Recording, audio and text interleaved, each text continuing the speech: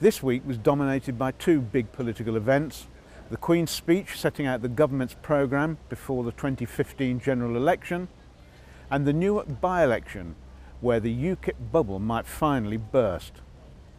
Oh, and there was another ministerial spat at the heart of government involving, you guessed it, Michael Gove. The Queen's speech is one of the big annual parliamentary occasions, ripe with pageantry, history and symbolism. It's also the time you get to hear the Queen uttering phrases about the government's long-term plan for the economy.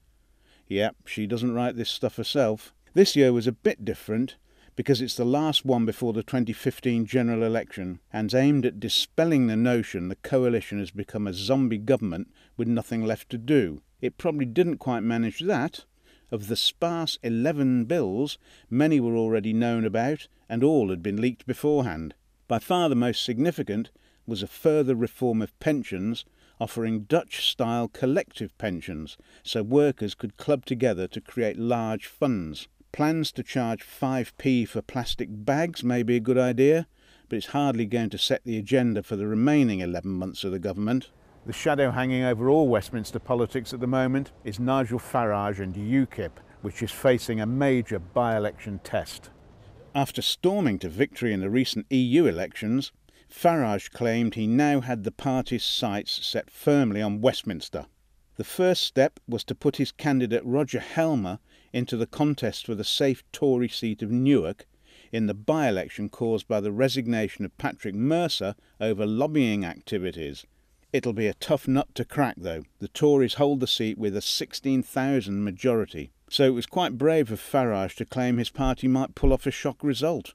If he does, then the fox really will be in the Westminster hen house, tearing the heads off chickens. If he fails badly, as polls suggest, there will be claims the UKIP balloon has burst.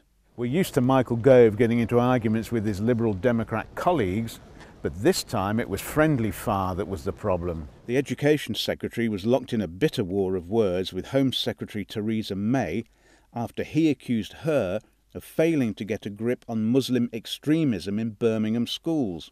In return, she accused him in a letter of ignoring warnings about the problem going back to 2010. Suspicions of leadership manoeuvring started to circulate, and the row threatened to overshadow the Queen's speech until Cameron allegedly stepped in. The two ministers then issued an unusual joint statement saying how well they were working together to tackle the problem. Right. And that's it for this week. To keep up with all the politics from Westminster, go to ibtimes.co.uk.